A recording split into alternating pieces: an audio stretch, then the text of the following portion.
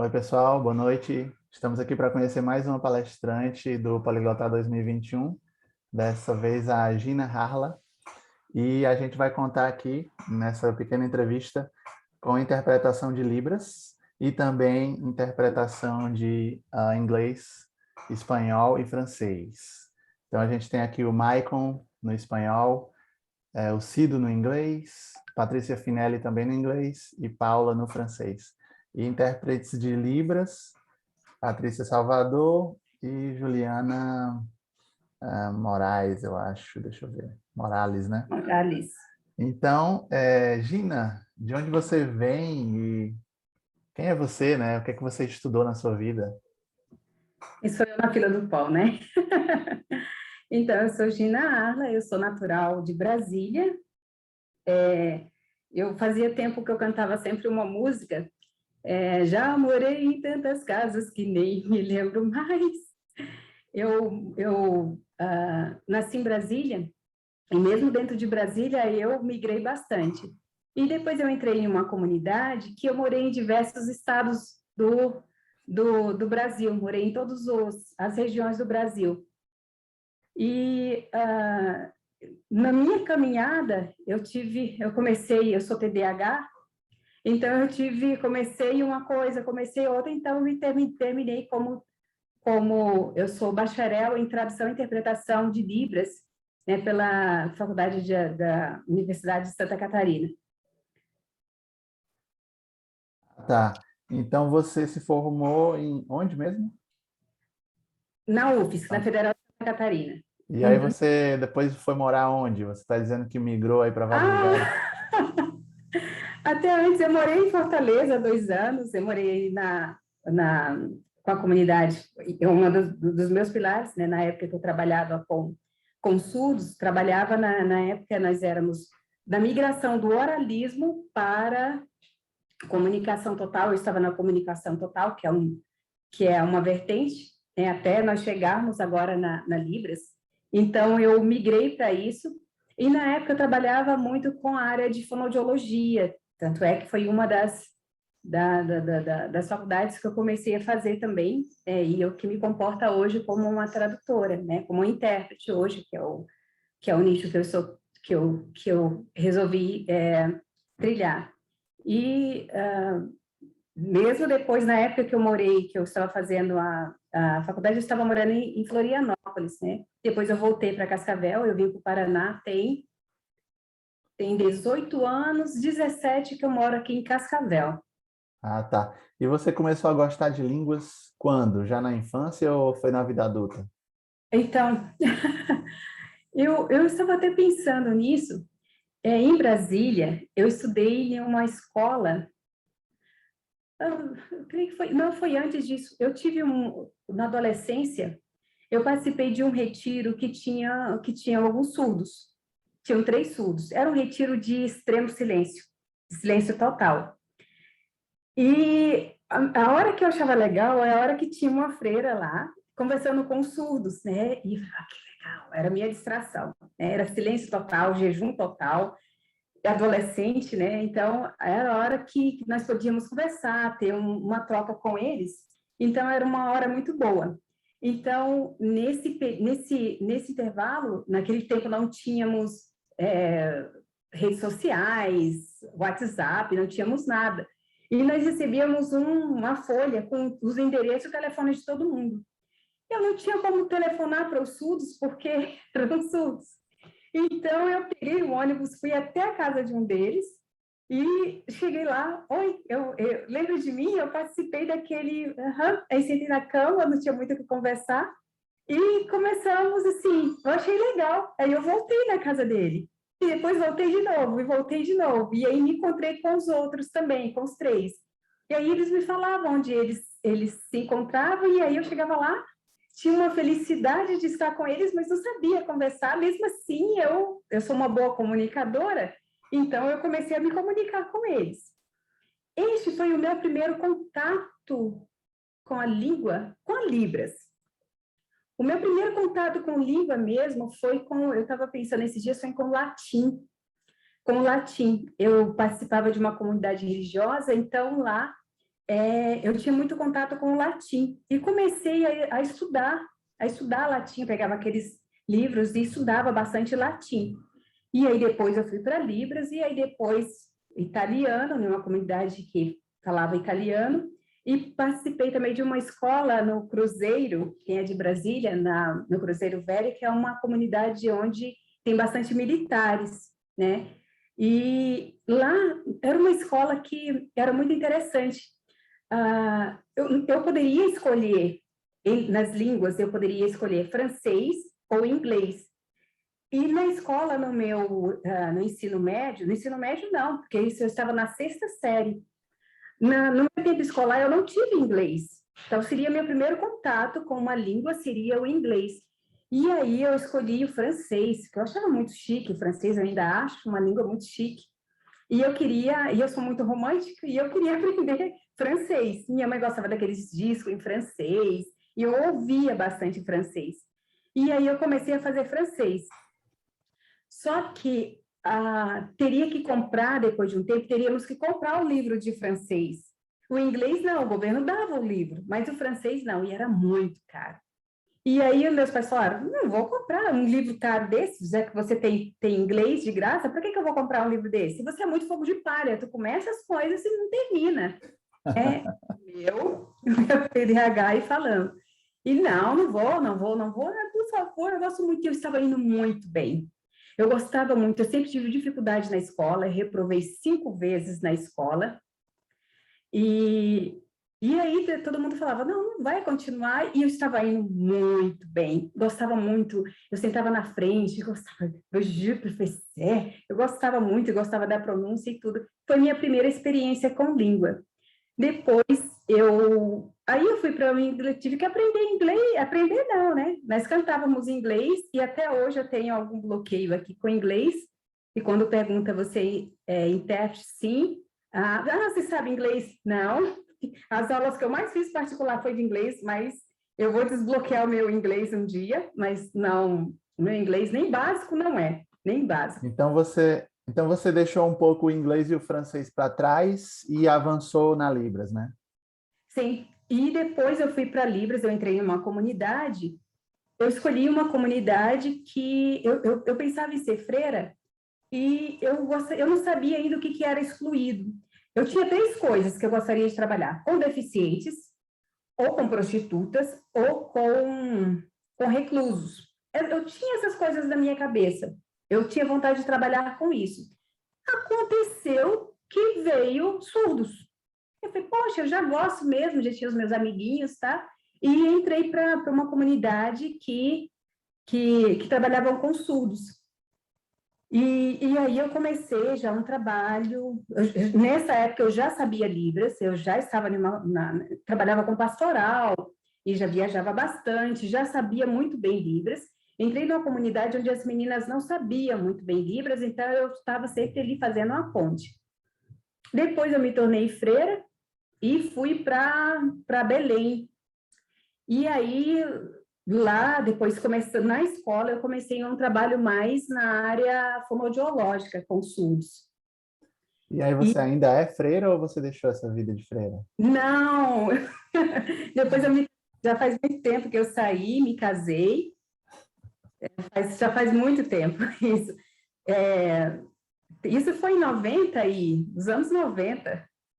Nos anos 90, depois eu saí, e minha história aqui no Paraná veio com isso, porque eu voltei para o Paraná, eu estava trabalhando no Banco de Brasília, e depois resolvi deixar tudo e voltar para o convento. E aí foi que a minha história aqui no Paraná, mas sempre junto com a comunidade surda. Então você hoje em dia trabalha com Libras, ou você ensina Libras, ou você é intérprete? Fala um pouco do Não, seu trabalho. então, eu comecei depois em Brasília ainda, comecei um trabalho com surdos, entrei numa comunidade, depois saí, voltei para Brasília, e em Brasília eu comecei, depois de um tempo eu comecei a trabalhar no Banco de Brasília, que foi um boom para mim. Comecei a trabalhar na área de telemarketing, e essa área de telemarketing eu tive um destaque muito grande pela voz. E depois também nesse intermeio, me convidaram, falaram assim, olha, tem o pessoal, você trabalha com... Todo mundo confunde, as pessoas elas conseguem confundir surdos com cegos. Conseguem ter uma É facilidade. mesmo? Já me chamaram para dar uma palestra sobre Libras, e aí quando eu cheguei lá, falei assim, olha, lá vai falar para a gente sobre o, o, Braille. o Braille. Ela é especialista em Braille, eu não sei nem o A em Braille, não sei nada em Braille. E aí, em uma dessas, me convidaram até para fazer um audiobook para uma comunidade, para uma escola lá na L2 Sul, né, que é de Brasília, uma escola de cegos. E eu comecei, e começaram a ver que eu tinha um diferencial na voz. E aí, dentro do banco também, me colocaram para um outro trabalho, para um trabalho na área de voz. Mas então, eu nunca linkei nada. E aí, depois, eu comecei, eu era uma ávida em livros. Eu lia muito, muito, muito, muito. Isso tem que ser tratado com um psicólogo. Eu lia muito, muito, muito. E aí as minhas colegas falaram, Gina, por que você não faz a faculdade de letras? Eu falei, não, porque eu quero fonoaudiologia. Eu amo fono. E eu sonhava naquela época, o trabalho mais perto, uma faculdade mais perto que tu podia ter era fono, para trabalhar com surdos. E eu queria trabalhar com surdos. A faculdade mais próxima que tinha era fono, né? Embora eu pensava em ser fono para trabalhar com libras. E hoje são assim, fono e libras são vertentes assim que não se chocam. Eu ainda vou em congressos de fono e tudo, e agora eu estou conseguindo fazer isso. O que que tem de comum entre fono e libras?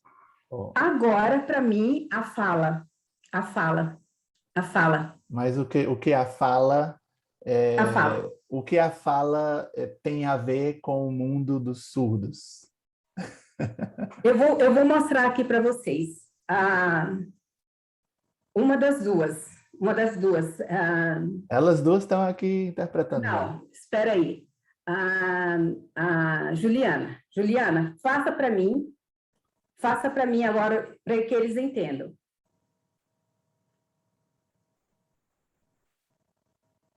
Ela está no mudo, não sei Você está no mudo, tá certo. se era para ela falar, não sei se era isso que você queria ou não. Sim. Pode começar, por favor? Nós estamos aqui, nós estamos agora em uma palestra de educação, explicando educação especial. Essa palestra tem foco no quê? Na fala. Obrigada. Obrigada. Ah, ok, entendi.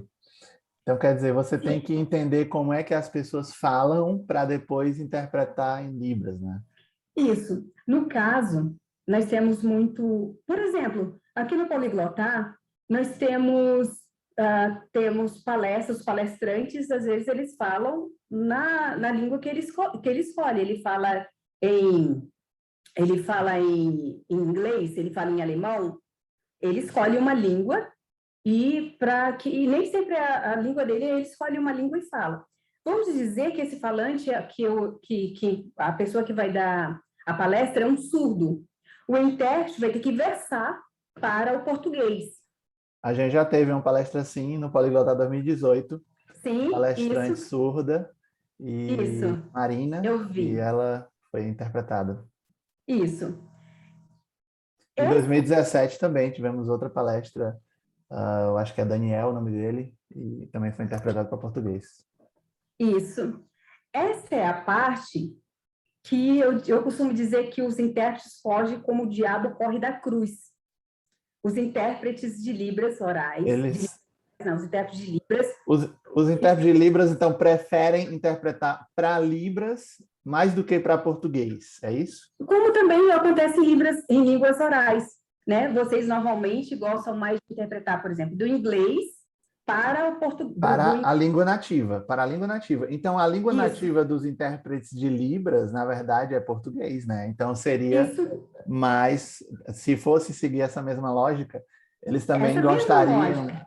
Ah, mas eu tinha entendido que você falou que eles preferem interpretar mais para Libras do que para português, não? Eles preferem sim, eles preferem interpretar de Libras, não, de português para Libras. Então, para a língua estrangeira. Então, é para a Isso. língua estrangeira e não para a língua nativa. Isso. Eles preferem interpretar do Português para Libras. Libras. Então, na Libras, se sentem à vontade. Agora, quando versa a língua, há uma dificuldade. Mas por que que tem essa dificuldade? Por quê? A mesma dificuldade que vocês têm. Entendi. Não é assim também para vocês? Em certo sentido, sim. Tem um Qual sentido que é mais difícil do sentimos que o outro. confortável? Uhum. Se dá porque nós temos, por conta do nosso arcabouço linguístico, do nosso arcabouço, do que nós temos.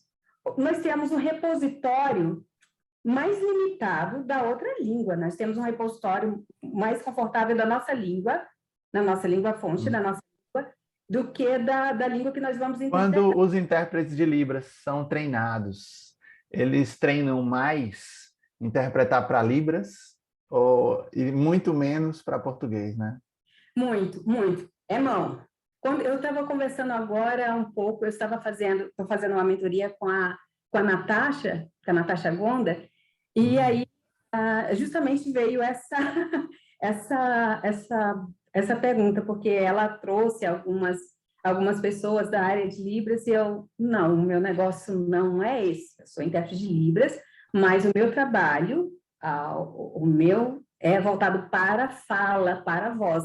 Então, é coisa que os intérpretes não estão muito acostumados. Então você treina os intérpretes de Libras a falar português, é isso? Esse será o meu trabalho de agora em diante. Por quê? Tá. Então, o que acontecia? Eu sempre fui intérprete de Libras, e quando tem eventos, seminários, tudo, nós temos que fazer. Só que nós temos que, não é confortável. Só que eu sempre tive uma sacada. Eu sempre dizia para todo mundo, qual o teu diferencial na tua profissão? Qual o teu diferencial? Tu te formou em educação física? Professor de educação física, todo mundo é. Trabalhar em academia, todo mundo trabalha. Mas qual o teu diferencial nisso? A interpretar Libras, todo mundo interpreta. Fazer mão, todo mundo interpreta. Qual o teu diferencial? E aí eu via já uma fraqueza que os intérpretes tinham muita dificuldade em interpretar a voz, fazer a voz. E aí eu comecei a pegar nisso. E foi quando eu comecei a pegar o meu música, para mim, acho que tem um tripé música, porque eu treinava bastante respiração, ressonância, falar com projeção, eu treinava bastante isso, e a música me ajudou bastante com isso. A parte fonoaudiológica, a parte de fonoaudiologia me ajudou bastante, e aí depois também oratória, locução, eu juntei algumas outras coisas. E eu via que os intérpretes tinham muita dificuldade nisso. E aí eu vi essa parte de telemarketing, né? Eu conseguia, e também assim, eu consigo ver, eu fecho o olho, eu consigo ver a emoção, a entonação, a essência do outro pela voz. Eu consigo perceber quem é o outro pela voz, o que ele quer dele. E Gina, agora para finalizar aqui a nossa entrevista, talvez depois tenha alguma pergunta do público, sobre o que você vai falar no Poliglotar. A palestra é A Voz Expressiva do Intérprete, né? O que é isso? Isso. Essa voz expressiva, eu primeiro vou fazer mais ou menos um paralelo. Eu vou tentar fazer uma consonância de quem é o intérprete, quem é o intérprete de línguas orais e o intérprete de Libras. Vou tentar fazer para que a gente entenda o que é exatamente o ato de interpretar. Nós chegamos em comum o que é o ato de interpretar. Esse é o nosso ato comum, né? Aí, depois, tem os nichos, né, de cada um com a sua língua, né? Deixa eu abrir aqui. Eu vou tentar equalizar isso. Depois eu vou discorrer um pouco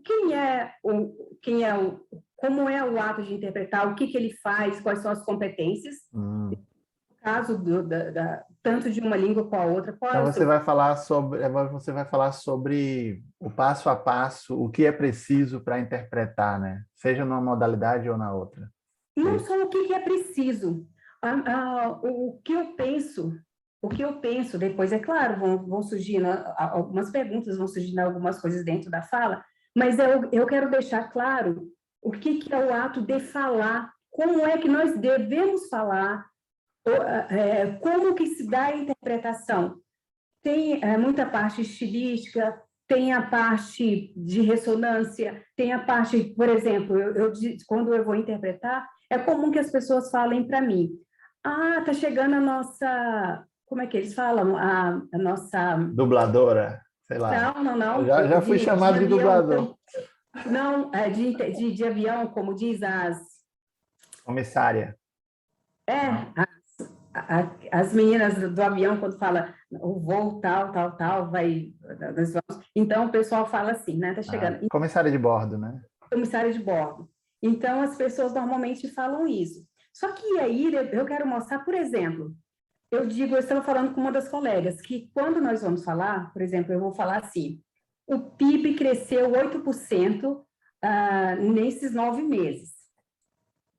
Então, se eu for falar, o PIB cresceu 9% nesses 9 meses, eu vou falar com uma voz que eu estou falando agora.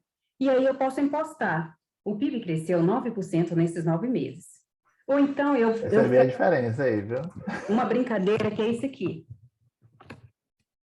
O PIB cresceu 9% nesses 9 meses. O PIB cresceu 9% nesses 9 meses. Eu falando desse jeito, eu crescendo, eu simplesmente não tenho dificuldade em falar com a voz impostada. Eu simplesmente imposto a voz. E aí tem algumas outras técnicas, tem algumas coisinhas. Opa, eu não sei o que eu fiz aqui, mas eu não estou vendo. Você é a favor que os intérpretes se levantem, andem na cabine, né, façam... Não, é o que eu digo, por exemplo, para os intérpretes, que isso são técnicas que a gente vai aprender e incorporar. Porque, por exemplo, não tem como você estar no aquário, não tem como tu estar num aquário, estar dentro da cabine e falar, gente, espera aí, o outro vai para lá, vai para cá, que eu tenho que... Não é isso. Mas sim, quando por exemplo, no telemarketing, na locução, entrem no YouTube, peguem vejam alguém treinando, falando alguma coisa de locução. Quem faz locução, ele não faz só pega o microfone e fala. Por exemplo, eu tenho muito o tal de que eu tenho que visualizar na Libras, por exemplo, um sentimento qualquer, eu tenho que visualizar aquilo ali tem que se tornar palpável, tem que se tornar alguma coisa visual. O som, para mim, Gina, ele é também assim. Então, quando eu vou falar, eu dou forma ao som, sabe? O corpo fala. É uma sinestesia, né? Sim. Vamos ver então agora, Gina, se tem perguntas aqui do pessoal, né, do público. Não sei se alguém quer fazer alguma pergunta, pode levantar a mão, pode abrir o microfone e falar simplesmente também. Eu tenho uma pergunta, Juliano. Tereza, peraí, deixa eu Mas colocar aqui. Você vai tirar os intérpretes da cabine primeiro? Não, pode continuar, depois eu tiro. Ok, então eu tenho que me lembrar de falar devagar. Não precisa não, porque esse negócio de falar devagar, eles têm que se virar, não tem essa não. Viu? Os intérpretes de Libras também, tá? Ninguém tem que falar devagar não, porque o intérprete de Libras ele é preparado para isso. Ok, então, Gina, eu estou muito interessada na sua palestra, porque eu estou, assim, com esperanças de que vai me ajudar, porque eu odeio a minha voz. E odeio o meu sotaque de nordestina. E interpreta todo dia, viu aí? Então, não falta trabalho para mim, o povo não está achando ruim, aparentemente não está reclamando, porque eu tenho trabalhado quase diariamente, eu tenho feito muita interpretação consecutiva, simultânea, mas eu sei que eu preciso, quando eu ouço a gravação da minha voz, eu sei que eu preciso trabalhar nisso, então inclusive quando eu estava fazendo o curso com o Sávio Bezerra, ele fez uma coisa parecida com o que você fez, que levantou para mostrar, para poder aumentar a voz. E uma das interpretações que eu fiz para ele, a oradora, no final ela bateu palmas, então eu involuntariamente bati palmas também, fiz outros gestos parecidos. O Sábio falou, muito bem, é isso mesmo.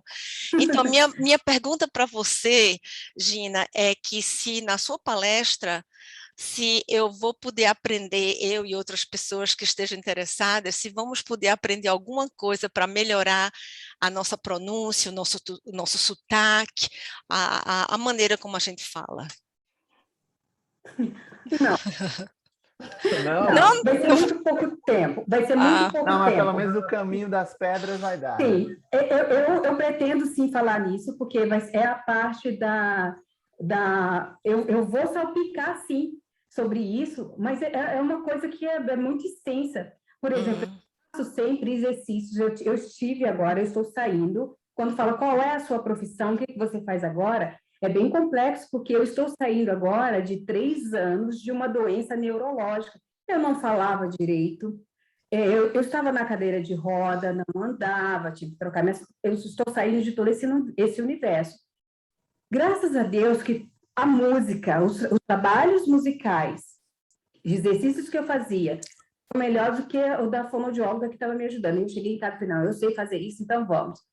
Esse trabalho com a música, trabalhar a bochecha, isso aí foi uma coisa que eu até falei com a Raquel, Raquel, tu que é da área de estética, menina, a gente tem um trabalho muito legal para fazer, porque realmente você trabalha toda a bochecha, trabalha tudo isso, e também trabalha a questão de sotaque, o S, o R, todas essas questões de sotaque nós temos que trabalhar. Nós trabalhamos sim para fazer, para ter não é só a questão de tirar sotaque. Eu não gosto muito tanto é que o meu sotaque é preservado. Aqui no Paraná as pessoas falam para mim, você fala errado, porque eu falo morrer, fazer, só que o meu R é um R respirado.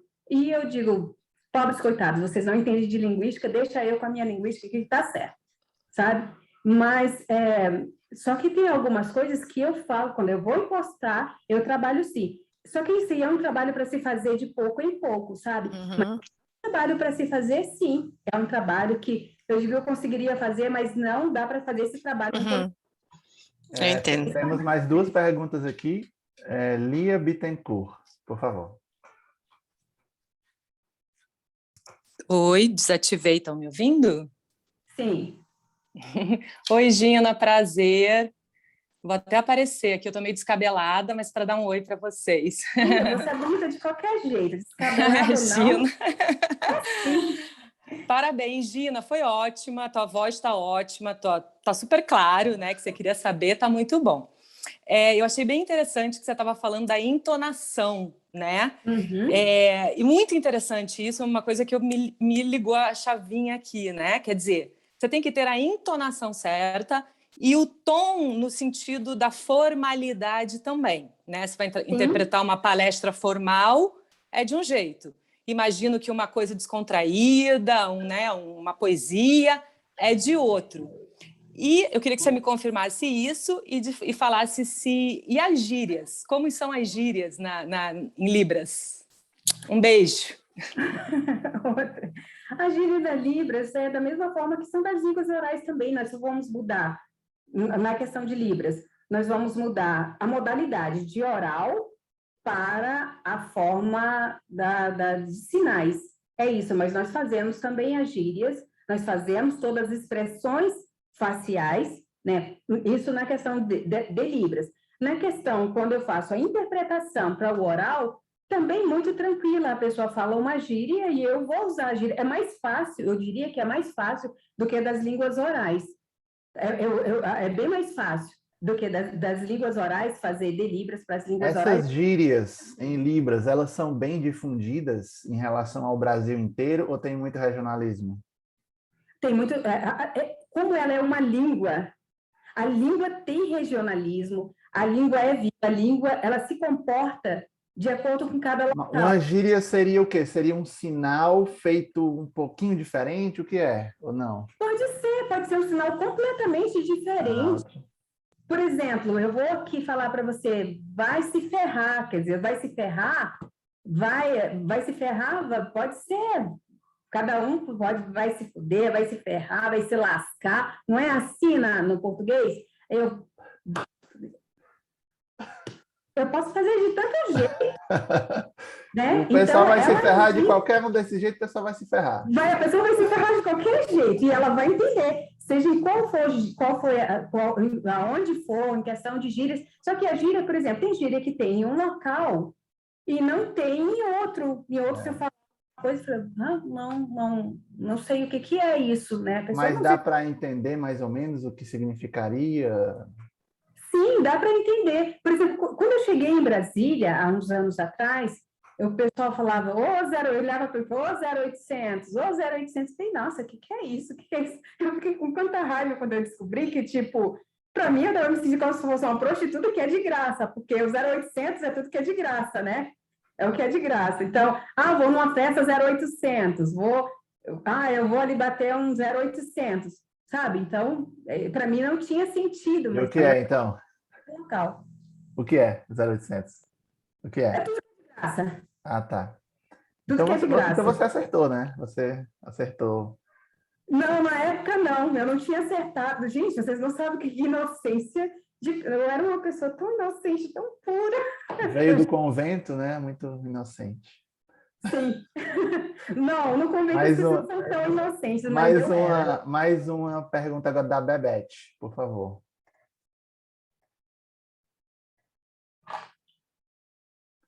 Pronto, me escutam agora?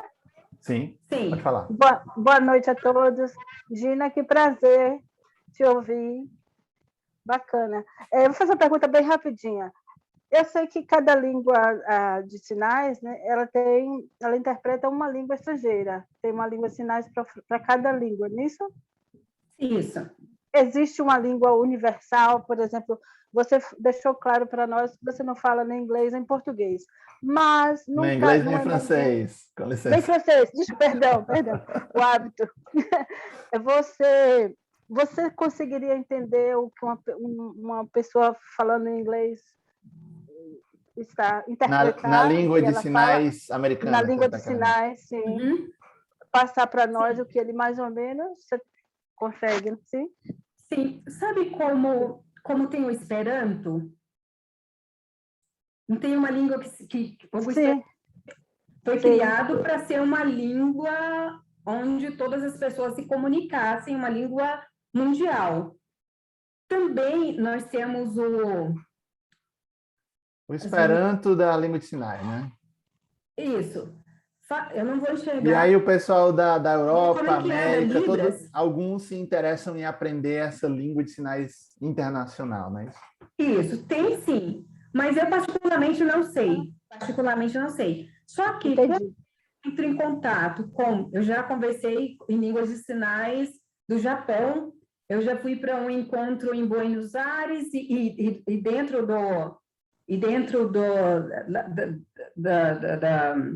da Argentina, cada cidade falava uma língua de sinais diferente. Então, tinha gente do México, então ali nós nos conversamos. E aí era uma brincadeira, como é que faz o seu país isso? E nós simplesmente nos conversamos, nos entendíamos muito bem. A língua de sinais americana é muito diferente. Quando eu tive que fazer o estágio, inclusive lá em Santa Catarina, eu tive que interpretar um americano com a língua de sinais americana. Meu Deus do céu, eu consegui. É claro que... Então, agora eu vou finalizar aqui a interpretação para ver se os intérpretes têm alguma pergunta para vocês. Finalizei. Agora está todo mundo aqui junto de novo. Não sei se o Maicon, a Paula tem alguma pergunta, ou o Cido. Juliano, na verdade eu ia fazer uma pergunta para ela a respeito das diferenças de estar traduzindo uma ASL, né, American Sign Language, para uma Libras. Mas ela já acabou respondendo. Eu queria fazer a seguinte pergunta. Quando você falou do Esperanto, o Esperanto é uma língua para ser meio engessada, né? E as línguas, a gente sabe que elas são dinâmicas. São vivas, Libras, né? É porque Libras ela tem uma questão, ela tem vocabulário, ela tem sintaxe, tudo que a língua normal tem, a Libras também tem. Estou te falando isso porque eu sou formado em letras também, português e inglês, e estudei um pouquinho de Libras. Eu queria te fazer a seguinte pergunta,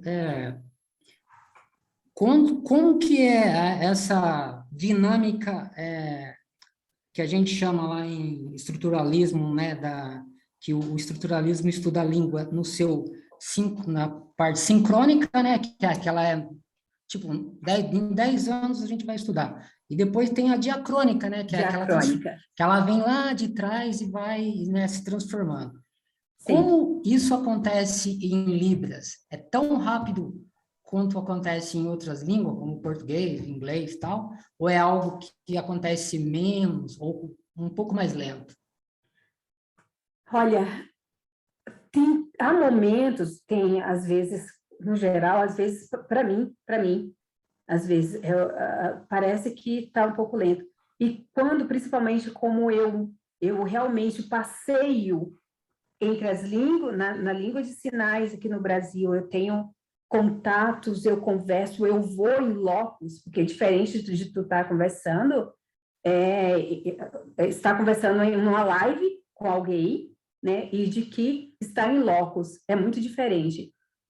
Ela é muito viva, ela é muito dinâmica, ela é muito rápida. Às vezes, se realmente o intérprete não estudar, em 2, 3 meses, ele fica para trás. Ele não, às vezes, ele vai ter dificuldade de interpretar um congresso. Como ela ainda está em uma construção, ela ainda está em uma construção de vocabulários, de gírias, de alguma coisa, ela ainda tem a sua limitação, e ela está em expansão, cada vez isso está muito mais rápido. E tem uma coisa que acontece de que, do empréstimo linguístico, a língua de sinais está quebrando essa questão do empréstimo linguístico. Eles não gostam muito, a comunidade surda não gosta muito do empréstimo linguístico. Eles querem ter, por exemplo, se eu faço, deixa eu ver, algum sinal que... Por exemplo, tem um sinal que nós dizemos que é o sinal internacional, seria esse aqui. Ele é dito como sinal que é o I, love, you, que é o Y. Esse aqui seria um sinal internacional. Não é. É um sinal americano. Isso aqui é um sinal americano. Mas os brasileiros adotam esse sinal também, né?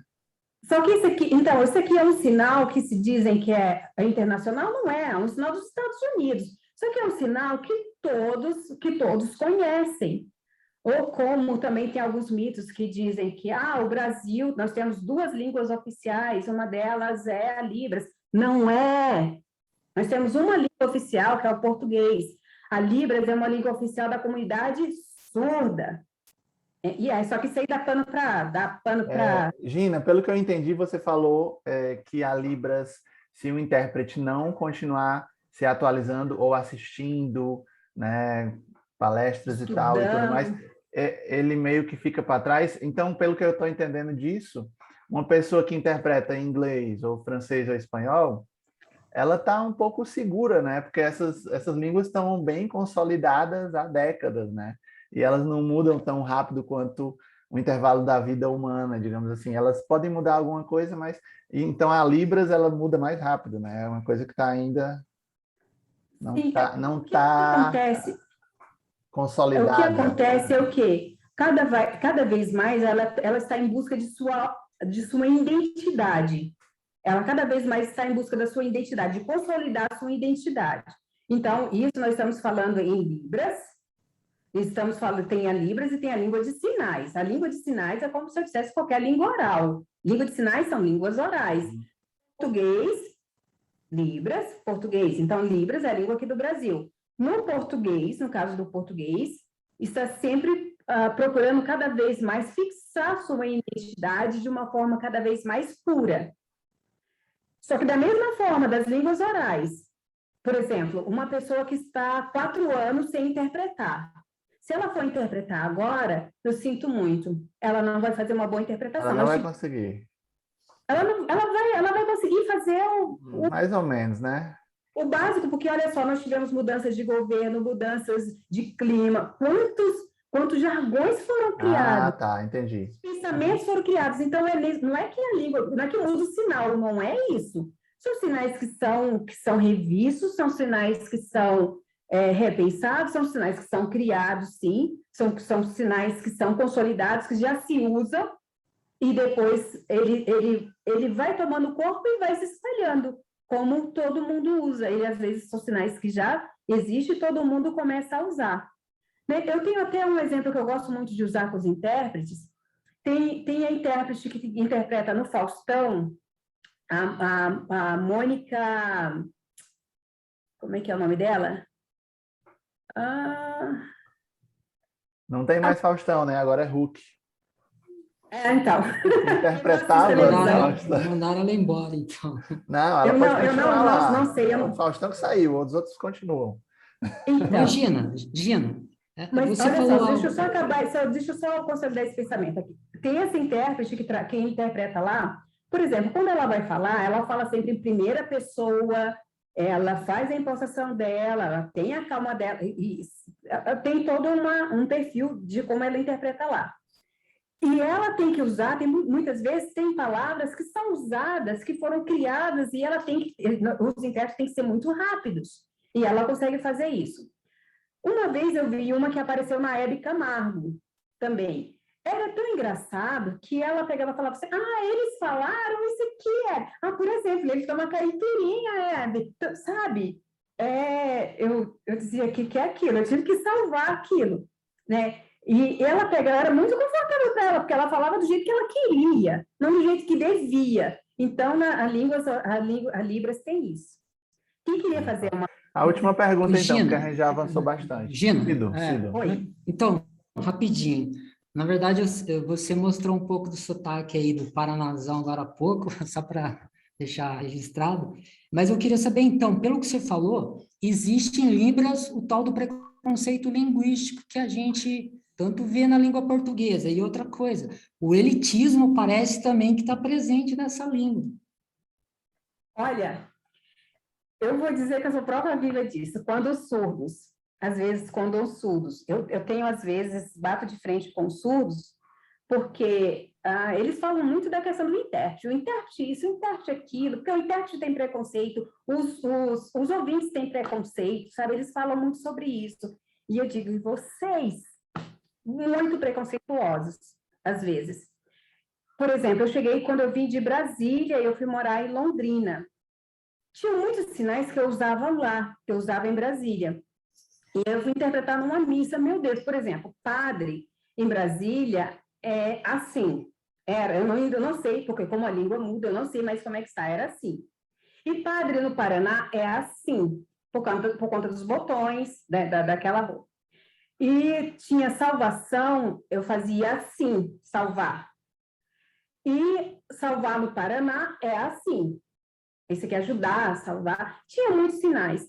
E aí os surdos simplesmente falavam para mim, não sabe interpretar. Ela não sabe, não sabe interpretar, não sabe interpretar. Tudo que eu ia interpretar, eles diziam que eu não sabia interpretar. Eu, puxa, eu interpreto tão bem, mas para eles eu tentava falar, olha, porque lá em Brasília, não, você não sabe interpretar. Tem preconceito regional, é o mesmo preconceito, inclusive, que eu sinto aqui. Tu falou agora, foi o Cido, né? Tu falou que eu tenho um sotaque do Paraná. Olha, aqui, pelo contrário, todo mundo fala, você é nordestina, você é carioca, todo mundo percebe meu... Não, só foi o tu, quando você usou o tu aí. Isso não aí é sim. sotaque, isso não é sotaque. Eu realmente uso tu, mas isso não é sotaque. O meu sotaque é um sotaque um pouco mais para nordestino, porque minha família é nordestina, então eu tenho um sotaque mais para nordestino. E também tem, sim, o eletismo, sim, também, por exemplo, entre as classes, como tem das línguas orais, e isso não quer dizer que é bom ou que é ruim. São pessoas, são vidas, são pessoas em movimentos. Como acontece, por exemplo, do surdo, e a nossa diferença de interpretação do surdo acadêmico, que tem uma linguagem politizada, um pensamento politizado, uma linguagem muito pesada formalmente, e quando nós estamos para um surdo que da vida diária, e também temos surdos que não sabem Libras, eles sabem, são sinais que seriam sinais mais caseiros, que nós temos que ter um jogo de cintura para poder entender aquilo ali. Né? Então, nós temos, vamos dizer que nós temos 3 grupos, eu agora não estou mais tanto na parte acadêmica vão se explicar que existe, quais são esses grupos sociais, e a parte acadêmica vai se dar conta de explicar tudo isso. Tá ótimo. Então, muito obrigado, Gina, pela entrevista, e muito obrigado a Juliana e também Patrícia, que interpretaram aí Libras, né? E a gente se vê no Poliglotado daqui a 1 mês e 10 dias, mais ou menos, tá? Tá certo, até lá. Tchau, pessoal. Até mais. Tchau, pessoal. Valeu, Dina. Muito obrigada.